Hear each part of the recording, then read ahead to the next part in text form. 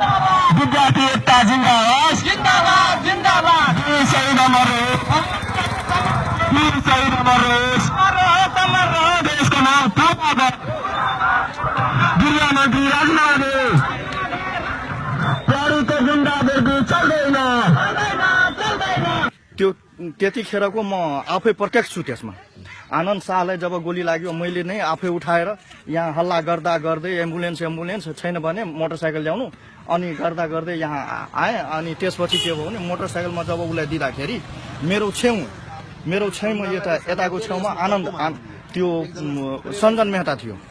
त्यसलाई के गरियो पक्रेर कञ्चटमा गोली मारियो। उसको पुरै ब्लड मेरो जिउमा छर्कियो सञ्जन मेहताको। अनि त्यसपछि यता हेर्छु भने त यता फेरि त्यो के भन्छ इनर यादव जौनी मधेपुराको कटवीको उसलाई पनि गोली लाग्यो। अनि त्यसपछि मैले सोचेँ मलाई पनि गोली मार्छ कि। अनि मैले भाग्दाखेरि त्यो वकिल डमरनारायण यादव वकिल छ त्यसलाई गोली लागेपछि अनि त्यसलाई फेरि मैले काँधमा लिएर यो बाँसधारी भउँदै मैले यतातिर धेरै फायरिङ भयो। यहाँ गोली पनि लागेछ रुखमा पनि गोली लागेर उता छेद गरिदिएछ। सञ्जन मेहतालाई मेरो सामनैमा पक्रेर त्यो गोली मारियो। उसको कञ्चटमा गिद्दी निकालिदियो। त्यसको ब्लड मेरो पुरै जिउमा छर्कियो। अनि त्यसपछि पिताम्बर मण्डललाई त्यहाँ गएर घरमा लगेर त्यहाँ गोली मारियो।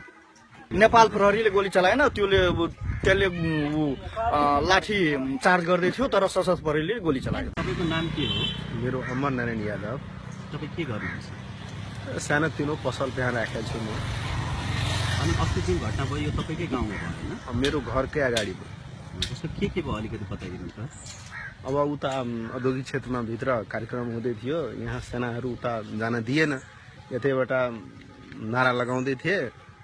अनि लास्टमा जाने बेलामा उनीहरूले के ढुङ्गामुढा अलिअलि भयो अनि फायरिङ गर्न थाले। प्रहरीले त केही गरेन, अब लाठी चार्ज मात्रै गरेछ। अनि त्यो सशस्त्रहरूले गरे। त्यो हामीहरू त यतैबाट रोकिदियो कि उता जान दिएन, कसैले दिएन।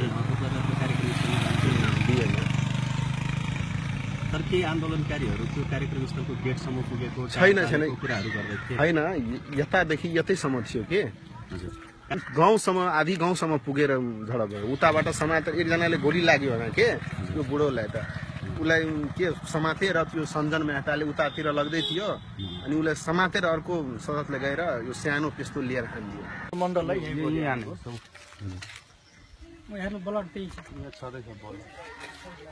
घरमा घुसिकन यहाँ गोली हानेको ब्लड प्रस्टेट।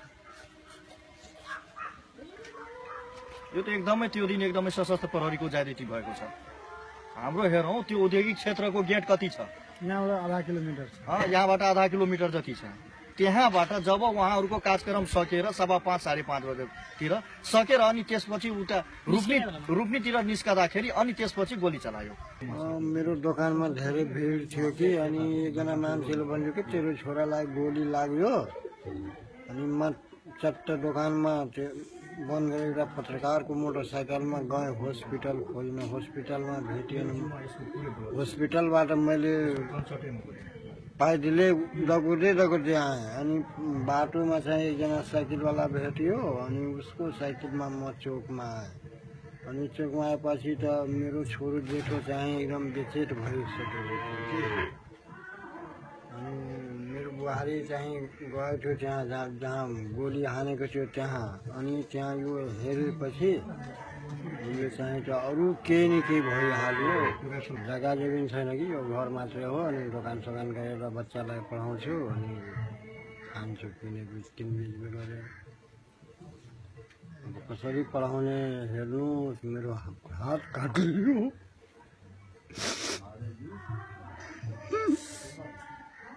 के को पसल छ तपाईँको? एउटा पानको दोकान छ कि।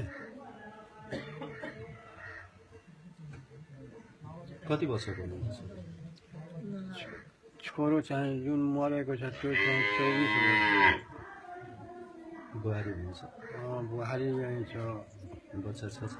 छैन, भर्खरै बिहा गरेको 8-9 महिना जति भयो होला।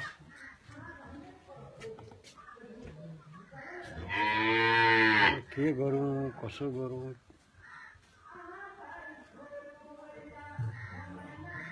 छोरो जाँदै थियो दोकान कि अनि पछाडिबाट उसलाई 3 जना प्रहरीले पक्रेर समातेर टाउकोमा गोली हानिदियो रोडैमा। छोरो के त कुनै पार्टीमा हुनुहुन्थ्यो? होइन, कुनै त्यो पार्टीसँग आबद्ध थिएन कि त्यो लोकसेवाको तयारी गर्दै थियो। केमा? ब्याचलर गरेछ त्यो। बैचलर पास क्या लोकसभा